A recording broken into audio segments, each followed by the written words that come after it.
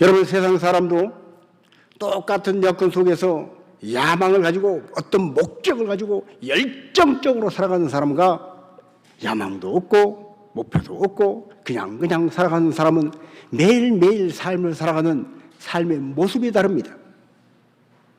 그런데 우리는 알아야 합니다. 열정을 가지고 사는 사람, 야망을 가지고 사는 사람과 아이고 다 그렇지 뭐 어쩔 수 없지 그냥 그렇게 사는 거지 자포자기하고 그렇게 포기하고 사는 사람과 거리가 그렇게 멀지 않다는 거예요. 여러분, 그렇게 열정적으로 야망을 위해서 외쳤던 사람이 어느 날 갑자기 예기치도 않은 사건, 사고를 만나서 또는 몸에 찾아온 어떤 큰 질병으로 인해서 하루아침에 몸과 마음이 무너질 때 그에게는 야망이라는 단어는 사치입니다. 그에게 열정적으로 인생을 산다는 것은 너무나 먼 저 하늘에 떠있는 둥구름과 같습니다. 몸과 마음이 지치고 상해서 제대로 가눌 수 없는 사람은 단 하나, 야망이고 꿈이고 뭐 없고 그냥 평범하게 나도 다른 사람들처럼 평범하게 병원 밖을 나가서 걸을 수만 있었으면 좋겠어요. 대단한 꿈과 야망 없고 나도 제발 먹은 대로 소화가 잘 되고 나도 예전처럼 내 마음의 이 우울함과 이 답답함과 짓눌린 마음 없이 그냥 평범한 사람처럼 그렇게 살 수 있는 마음이 됐으면 좋겠어요. 그렇게 말하는 사람이 있습니다. 이 사이가 멀지 않다는 거예요. 아무리 열정적이고 아무리 꿈을 가지고 야망을 위해 사는 사람도요, 예를 들어서 교통사고 한 번으로 침대에 누워있으면 그에게는 야망이 무슨 소용입니까? 침대를 내려와서 걸을 수 있는 것, 이것이 간절한 바람 아니겠어요? 인생이 이렇게 약합니다. 대단한 것 같지만 인생은 너무 약한 존재입니다. 그렇게 약한 존재이기 까닭에 우리는 꼭 기억하며 살아야 할 말이 있습니다. 모든 것이 하나님의 은혜라는 것입니다. 하나님의 은혜입니다. 내가 오늘 살아 숨쉬는 것도 하나님의 은혜, 내가 두 발로 걸을 수 있는 것도 은혜, 물 한 모금 마실 수 있는 것도 하나님의 은혜라는 것입니다. 어릴 때 소아마비를 앓아서 일어서지도 못했던 한 어린 소년이 있었습니다. 그는 일어서기를 간절히 원했습니다. 그리고 드디어 10대 때 목발을 짚고 불편하지만 일어서게 되었습니다. 뒤뚱뒤뚱 불안하지만 걸을 수 있게 되었습니다. 그런 그가 교회를 나오고 하나님을 믿고 간절히 기도하기 시작합니다. 하나님, 내 다리를 고쳐주세요. 전능하신 하나님, 죽은 자를 살리신 하나님, 내 다리 좀 고쳐주세요. 몇 년 동안 기도했던 그가 어느 날 응답을 받았습니다. 그 응답은 이제는 그가 뛰고 달리며 따르는 사람처럼 힘 있는 다리로 살아가는 그런 응답이 아니라 바울에게 주셨던 응답과 같이 내게 있는 은혜가 족하다는 응답이었습니다. 여러분, 바울이 누굽니까? 바울은 수많은 병자를 고친 사람이었습니다. 심지어 바울이 사용하던 손수건을 아픈 사람이 얹으면 그 병이 나을 정도의 능력이 있는 사람. 그 바울은 자기 몸에 있는 가시를 없애달라고 하나님께 간절히 기도합니다. 그때 하나님께서 내게 있는 내 은혜가 족하다는 거예요. 학자들은 얘기합니다. 바울의 몸에 있었던 그 가시가 안질이라고도 얘기하고 어떤 사람은 간질이라고도 얘기합니다. 바울은 너무 눈이 안 좋아서 눈에서 자꾸 눈물이 나는, 간질이 있어서 가끔 거품을 울고 팍 쓰러지는 그런 약함이 있었습니다. 여러분, 제가 목사로 설교를 하다가 갑자기 푹 하고 쓰러지면 여러분 얼마나 놀라시겠어요? 바울은 그래서 간절히 기도합니다. 심지어 죽은 자도 살려냈던 바울이 하나님이 가시를 내 몸에서 제거시켜 주시라고 간절히 기도합니다. 그러나 하나님께서 그에게 주신 응답은 내게 있는 내 은혜가 족하다는 것입니다. 가시가 있지만 너에게는 내 은혜가 있다. 너에게 베풀어진 그 은혜는 이미 족하다는 거예요. 충분하다는 거예요. 바울은 그때부터 2번 다시 그 기도를 하지 않습니다. 그리고 그는 말합니다. 나는 나의 약한 것을 자랑하리라. 부득불 나의 약한 것을 자랑하는데 이는 내가 약할 그때에 곧 강함이니라. 내가 약할 그때에 그리스도의 능력이 내게 머물므로 나는 가장 강한 자가 된다는 거예요. 어릴 때부터 소아마비를 앓았던 그 소녀는 이 바울의 말씀을 통해서 응답을 받고 2번 다시 그 기도를 하지 않고 하나님 앞에 감사하며 사는 자가 되었습니다. 그분이 지금 65세에 조기 은퇴를 하고 순회 설교자로 살고 있는 노진준 목사님입니다. 이분은 미국 생활하면서 미국 대학을 졸업하고 그 많은 청년기, 장년기를 지나면서 자기 2 다리를 고쳐달라고 간절히 기도했던 어린 시절의 그 기도가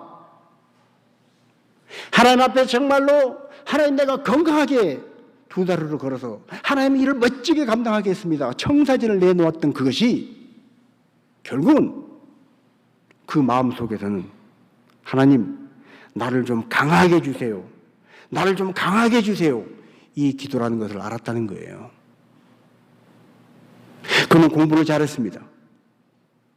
학교 다닐 때 친구들이나 선생님들에게 약한 모습으로 보여지는 것을 원치 않았습니다. 언제나 강한 자의 모습으로 보여주고 싶었습니다. 학교를 다닐 때 학생들이 친구들이 다니는 길로 다니지 아니하고 일부러 먼 길을 돌아서 다녔습니다. 학생들이 친구들이 다니는 길을 걸어가면 누군가 와서 힘들지 책가방 들어줄게 그 말이 듣기 싫어서 나는 약하지 않아 나는 강해 아무도 다니지 않은 길을 삥 돌아서 책가방을 가지고 다녔던 그가 하나님 내 다리를 고쳐주세요 했던 것은 결국 하나님 나를 강하게 해주세요 이 기도였다는 거예요. 여러분 바울이 깨달았고 그 소년이 깨달았던 깨달음은 뭡니까? 내가 약하지만 부족하지만 하나님의 은혜가 내게 있으면 족하다는 것입니다.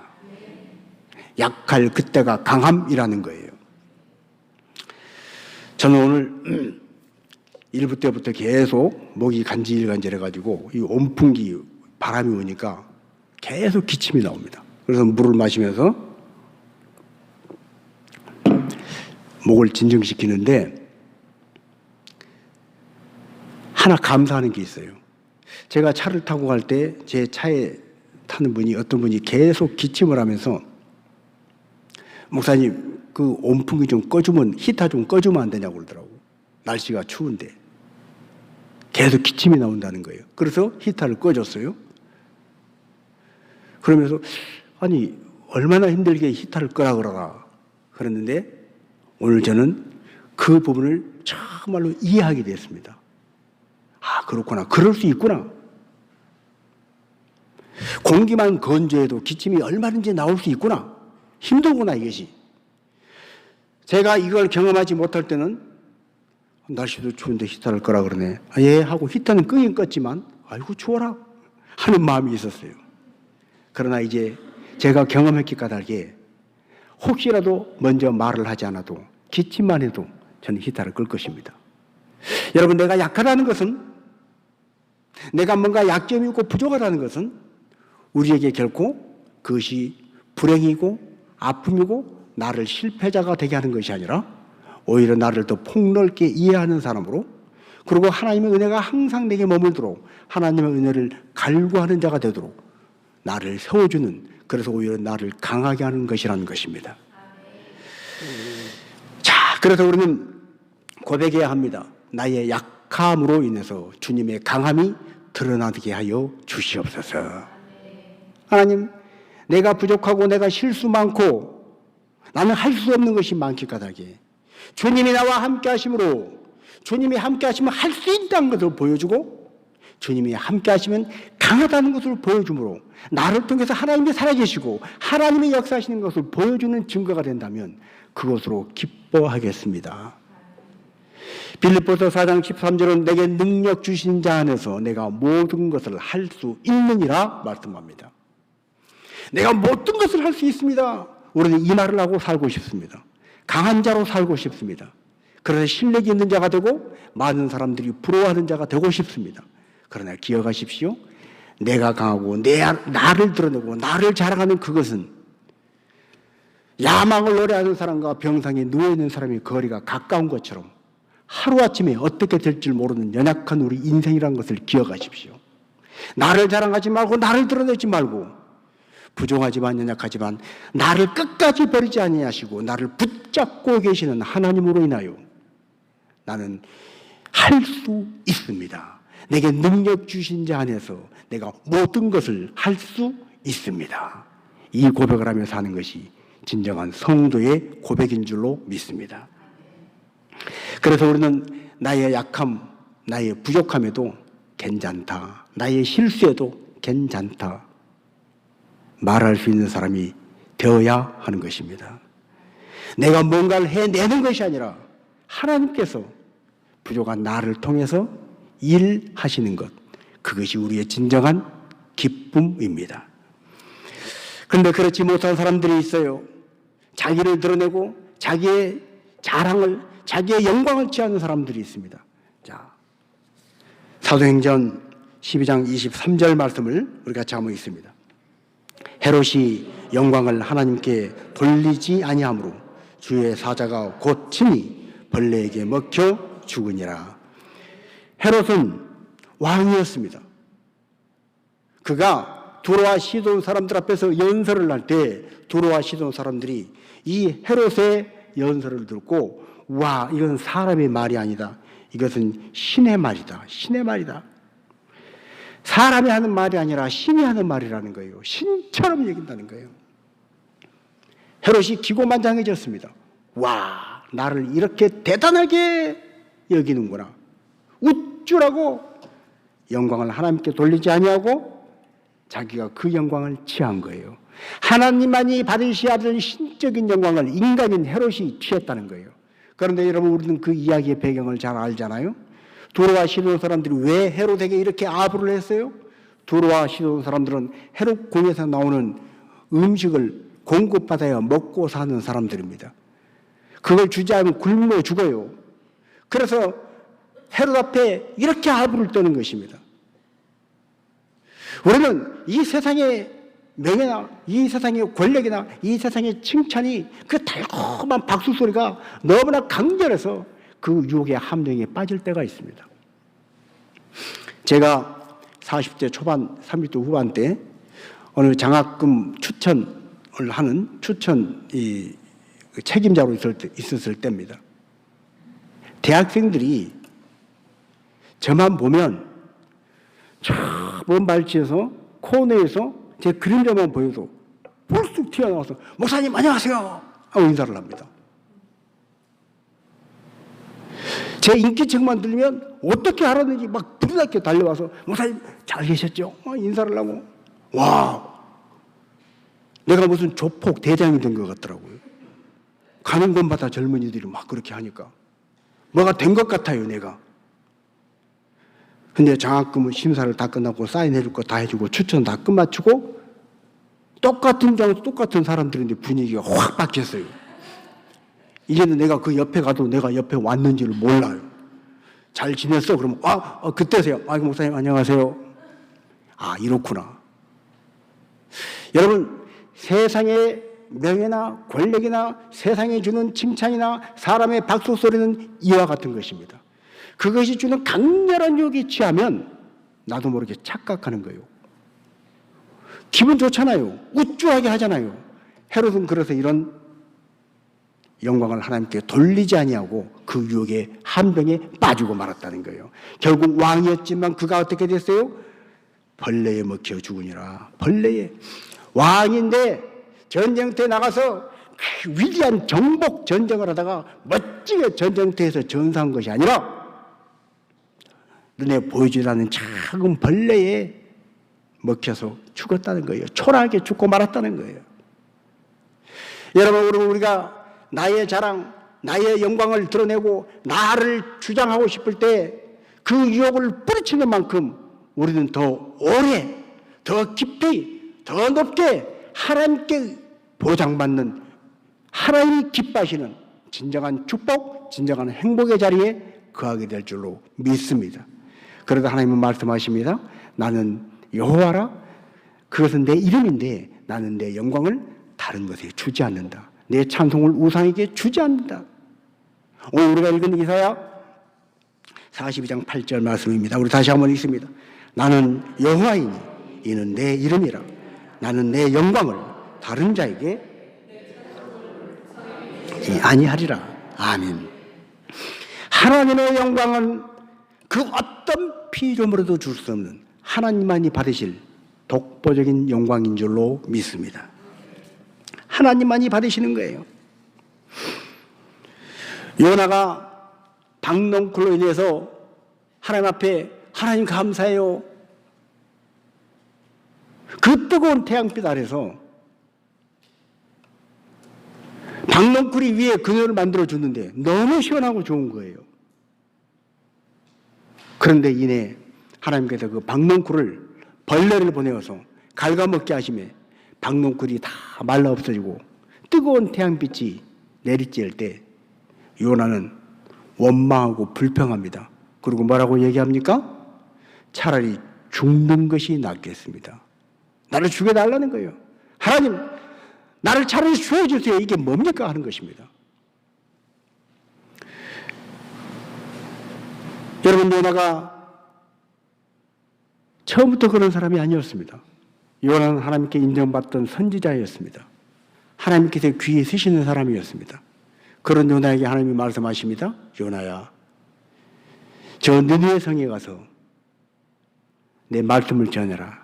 느느웨 백성들이 죄를 지어서 곧 심판받아서 망하게 생겼다. 네가 가서 심판받지 않도록 하나님 말씀을 전해라. 그러면 그들이 회개하고 구원받고 심판받지 않으리라. 그러나 요나는 니느웨로 가기 싫었어요. 왜 니느웨로 가기 싫었어요? 니느웨는 아시리아의 수도입니다. 유대인이 요나가 볼 때 아시리아의 수도에 니느웨에 있는 사람들은 오늘 우리 한국 사람들이 볼 때 일본 사람들과 같아요.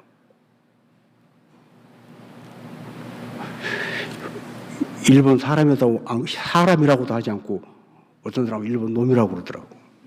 축구 경기를 해도 이왕이면 우리나라가 이겨야 하는데 다른 나라하고 이 축구에서 지면 아이고 아쉽다 졌다.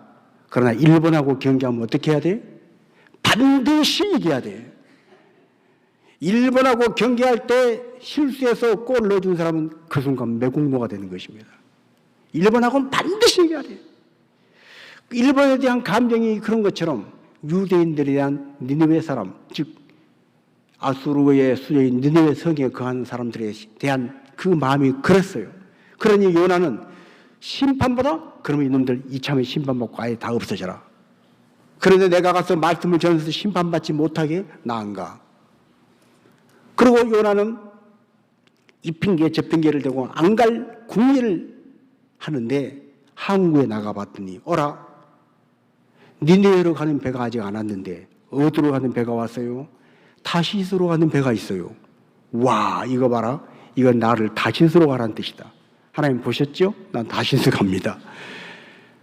하나님은 요나에게 니느웨로 가라고 그랬지만 요나는 다시스 가는 건 내 뜻, 다시스로 가는 배를 타는 거 그것이 나의 원, 자기 주장대로 그 배를 탔고 결국은 그 배는 풍랑을 만나고 죽게 생겼고 결국 풍랑이 있는 바다에서 요나는 바다에 홀로 던져져서 큰 물고기가 요나를 받아 삼키고 물고기 뱃속에서 3일을 캄캄한 물고기 뱃속에서 3일을 기도한 요나는 니느웨 바닷가에 토해져서 하나님이 원하셨던 대로 다시스가 아니라 니느웨에 가 있었던 것입니다. 여러분, 결국 요나는 그 니느웨 성에서 하나님 말씀을 선포합니다. 너희들이 하나님 말씀을 듣지 않고 죄를 범해서 곧 심판이 임한다. 회개하라. 그래야 산다. 이렇게 전해야 할 요나가 이렇게 전하지 않고 아마 이렇게 했을 거예요. 야, 니들 곧 망한대. 회개하든가 말든가. 하나님 그러시는데 회개 안 하면 너희들 망한대. 나 모르겠다. 훅 지나갔어요. 3일 길을 걸어서 선포해야 할 요나가 단 하루 길만 3번 말해야 될 걸 한 번만 훅 지나가듯이 얘기를 했는데 오라 니느웨 사람들이 그 말을 훅 지나가는 그 말을 듣고 왕으로부터 시작해서 모든 사람이 성경에 보니까 심지어는 집에서 키우는 짐승까지도 금식을 하고 먹지 않고 다 회개하고 돌이켰다는 거예요. 그래서 니느웨 성이 심판받지 않고 구원을 받았습니다. 요나는 너무 배가 아픈 거예요. 동산이 올라서 요놈들 그래도 망해야 할 텐데 내가 대충 전했으니까 심판받아야 할 텐데 보고 있는데 너무 뜨거운 거예요. 그때 박넝쿨이 어디서 왔는지 박넝쿨이 쫙 자라서 해를 막아줬는데 너무너무 시원한 거예요. 여러분, 우리나라와 달리 중동 지역은 아무리 뜨거운 햇빛이라도 건조한 날씨이기 때문에 햇빛만 막으면 바로 시원해집니다. 미국 캘리포니아와 비슷한 날씨. 그런데 이 시원했던 박넝쿨이 좀 있다가 스르르 벌레가 와서 갉아먹고 다 없어지네요. 방금은 너무너무 좋았던 요나가 니느웨 성 구경하면서 저것들 망하나 안 망하나 보자. 그런데 뜨거운 태양을 가리는 박넝쿨이 착 겹쳐지니까 이것으로 요나의 마음이 너무 기쁜 거예요. 감사가 나오는 거예요. 아이고 훌룰루 노래를 부르면서 망해라 망해라 이러고 있는데 이 박넝쿨이 싹 없어지는 거예요. 니느웨는 망하지 않고 그대로 있는 거예요. 요나가 우라통이 터진 것입니다. 그래서 한 말이 뭐예요? 차라리 내가 죽는 것이 낫겠습니다. 사는 것보다 죽는 것이 낫겠습니다. 원망하고 불평한 거예요. 그때 하나님 말씀하십니다. 요나야, 내가 이 작은 박넝쿨 하나 가지고 그렇게 호들갑을 떨고 기쁘다고 좋다고 그렇게 하다가 또 이 박넝쿨 하나 때문에 죽겠다고 그렇게 원망하고 불평하냐? 너는 하룻밤 사이에 났다가 하룻밤 사이에 없어지는 이 박넝쿨 하나 갖고도 그러는데 내가 지은 인생들 니느웨의 그 12만 명 그 영혼들을 내가 귀히 여기지 않겠냐. 요나는 자기 욕심, 자기 주장, 자기 야망을 말할 때 하나님은 박넝쿨을 통해서 요나의 자기 주장과 자기 욕심이 아니라 하나님의 뜻이 뭔지 하나님의 마음이 뭔지 그것을 깨닫게 해 주신 것입니다. 오늘 우리는 나를 드러내지 말고 나를 주장하지 말고 나를 만드신 하나님 뜻대로 살겠습니다. 이 고백을 하며 살아야 하는데 이게 참 쉽지가 않습니다. 제가 지금 목이 자꾸 마르고 칼칼하니까 이랬지. 차를 타고 갈 때도 제 아내가 자꾸 추운 겨울에 창문 좀 내릴게요. 그러고 창문을 내리고 어느 실내에 있으면 환기 좀 시킬게요. 그러고 창문을 자꾸 열면 왜 추운데 자꾸 창문을 여냐고 구박했던 제가 어느 날 좁은 공간에서 히터를 들고 오래 있으니까 머리가 아프더라고요. 그래서 제가 먼저 머리가 아프네. 환기 좀 시켜야 되겠네. 그러고 창문을 열었더니 제 아내가 저를 동그랗게 쳐다보면서 웬일로 먼저 창문을 여냐는 거예요. 다른 때 춥다고 창문 여는 거 구박했던 사람이 공기가 안 좋은 것 같아. 환기가 안 돼서 그래. 아무 말 없이 씩 웃더라고요. 그때부터 알았습니다. 그렇구나. 좁은 공간에 계속 환기 안 시키고 있으면 머리가 아픈 거구나. 나는 둔해서 몰랐을 뿐이고 이 사람이 미리 알아서 창문 열어서 그동안 내 건강을 지켜줬구나. 여러분, 나를 옳다고 여기고 내가 나를 주장하고 나를 자랑하고 나를 드러내고 싶은 것들이 우리는 도처에 많습니다. 우리가 집 안에서도 내가 가장인데 내 말을 안 들어. 그러면 조금 마음이 좋지 않고 어느 집단이나 어느 단체에 가서 내가 리더인데 왜 내 의견에 반대하는 거지? 왜 내 말을 안 듣는 거지? 그러면 마음이 불편해질 때가 있습니다. 그것마저도 내가 나를 주장하는 것이라는 거예요. 저는 그래서 아직도 완전하지 않습니다. 그러나 매일 기도하면서 훈련하고 개발시켜 가려고 하는 것은 바로 이것입니다. 제가 행복한 교회 담임 목사지만 물론 기도해서 정한 거라고 하더라도 항상 제가 100% 오를 수는 없습니다. 제가 어떤 안건을 냈을 때 반대하고 목사님 꼭 그렇게 해야 되나 할 때 마음이 불편한 건 사실입니다. 그러나 그걸 없이 하려고 자꾸 빼려고 노력합니다. 목사가 말했으면 들어야지 이런 말도 안 되는 말 하지 않으려고 정말 열심히 노력합니다. 여러분, 나를 주장한다는 것은, 나를 드러낸다는 것은 내 안에서 하나님의 일하실 자리를 자꾸 좁혀가는 것입니다. 어느 날 개구리가 하늘을 보는데 새들이 날아가는 걸 봤습니다. 너무 한번 하늘을 날고 싶은 거예요. 제가 이 예화를 몇 번 써서 아신 분들은 아시겠지만 처음 듣는 것처럼 고개를 끄덕거리고 들어주세요. 개구리가 그래서 새한테 부탁을 했습니다. 새야, 나를 하늘을 좀 날게 해주라. 야, 내가 너를 어떤 재주로 개구리가 하늘을 날게 하냐?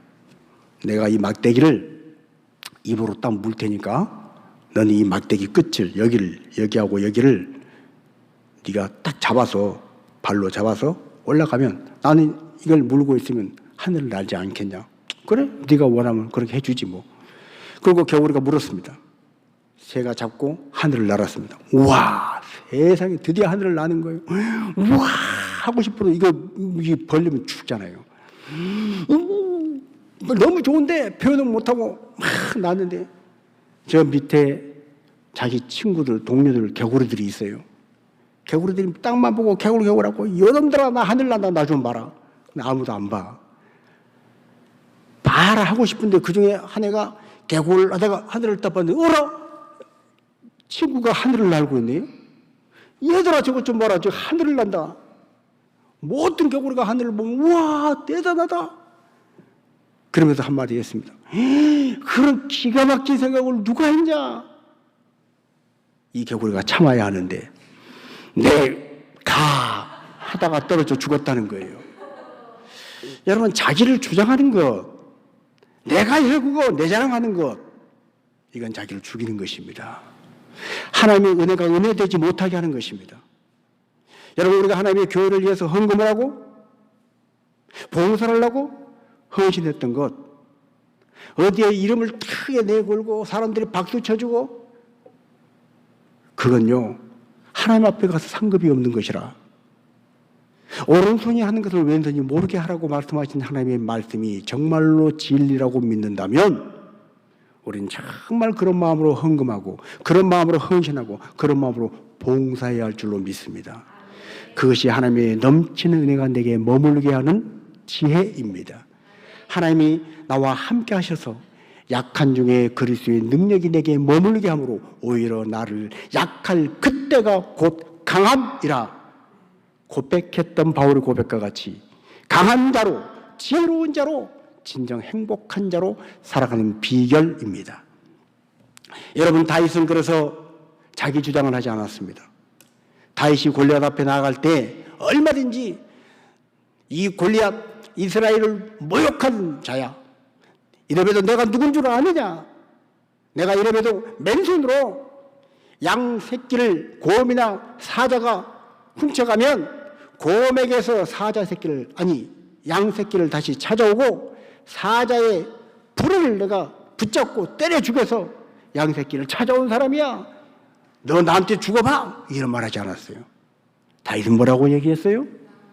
너는 칼과 창과 단창으로 나오지만, 즉 투구를 쓰고 갑옷을 입고 긴 칼을 들고 무장을 하고 그거 믿고 나오지만, 큰 키 믿고 힘 믿고 나오지만, 나는 네가 지금 모욕하는 만군의 하나님 여호와의 이름으로 나간다. 자기를 드러내지 않았어요. 자기를 주장하지 않았어요.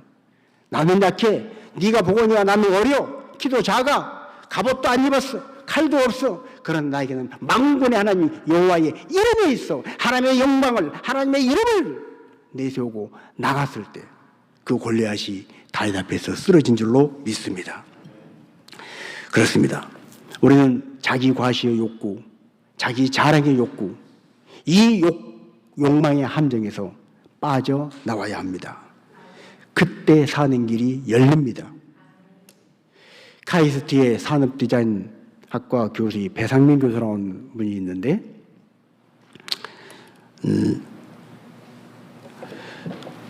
이분은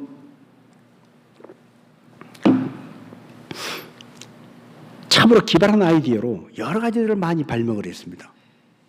어느 날 해외 여행을 갔는데 젊은 남녀가 카메라를 가지고 사진을 찍고 있는데 자기가 디자인 카메라를 들고 있더라는 거예요. 그래서 옆에서 괜히 왔다 갔다 하면서 그거 누가 디자인했는지 알아? 막 이 말이 하고 싶은데 그럴 수는 없고, 이거 누가 디자인했는지 아느냐고 물어볼 수도 없고 그냥 그 카메라 어때요? 하고 물어봤다는 거예요. 그랬더니 이 젊은이들이 와, 그 카메라 너무 대단하다고 막 극찬을 하더라는 거예요. 이렇게 좋은 카메라. 그때 이분이 탁 깨달은 거예요.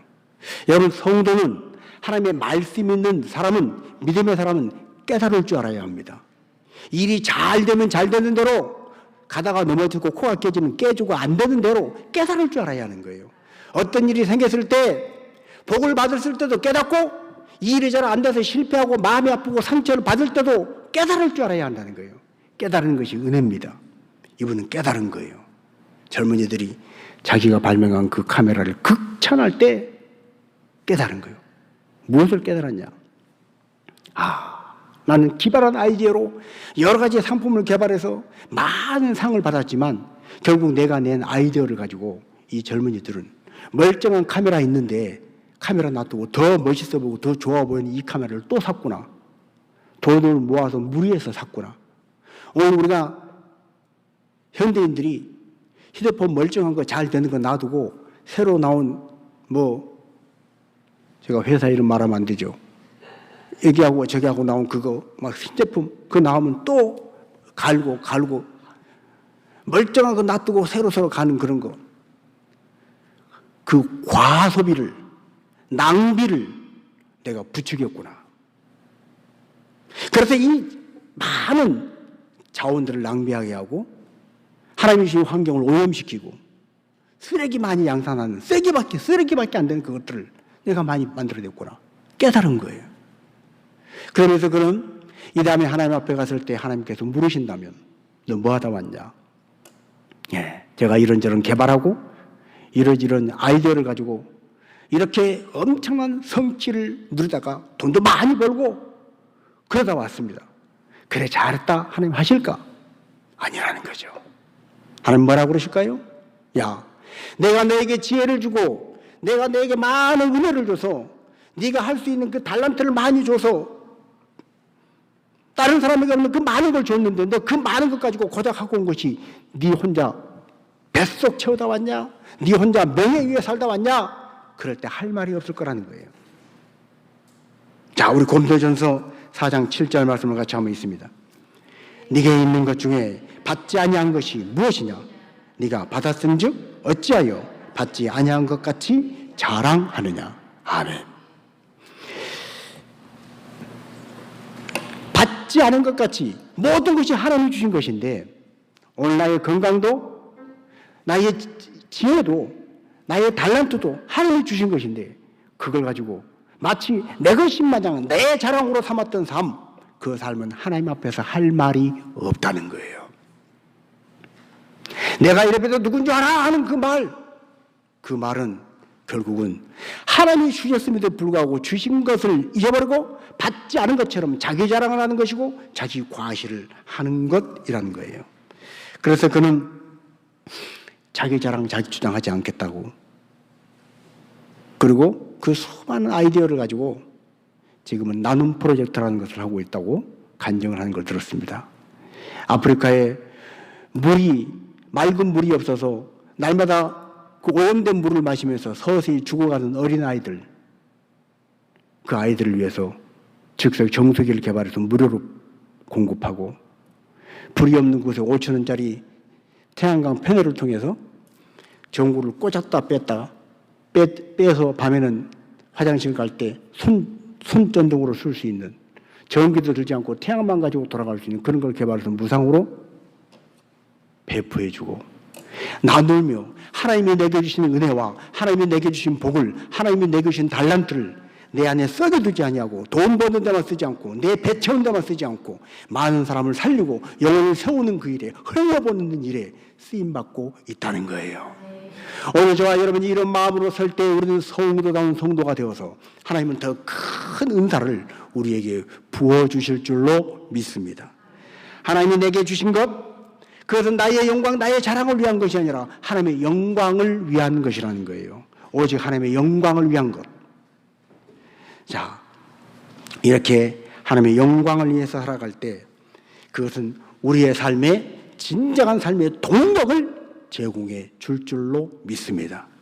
인생을 살다가 혹시 지치고, 인생을 살다가 우울해지고, 인생을 살다가 혹시 무험해질 그런 한계를 만날 때에도 오직 하나님의 영광을 위해 사는 사람은 그 무움을 뚫고 나가서, 그 우울함을 뚫고 나가서 여전히 새하지 않는 생동감으로, 감사와 기쁨으로 인생을 살아갈 수 있는 활력을 하나님이 불어넣어 주십니다. 이 기쁨을 가지고 살아가는 저와 여러분 되도록 이미 내게 주신 은사가 무엇이건 그 작은 것을 나누고 베풀고 하나님이 주시는 목적에 맞게 선한 목적에 살도록 내가 통로로 쓰임받을 때 하나님이 더 큰 은사로 부어주실 것을 기대하고 소망하며, 오늘 나의 약함 때문에 부끄러워하는 자가 아니라 나의 약함으로 인하여 내 안에서 역사하실 강하신 하나님을 찬송하고 그 하나님께 영광 돌리고 그 하나님의 능력이, 은혜가 내게 머물므로 내가 가장 큰 능력의 소유자라는 것을, 그 자부심을 가지고 살아가는 성도 되시기를 주님의 이름으로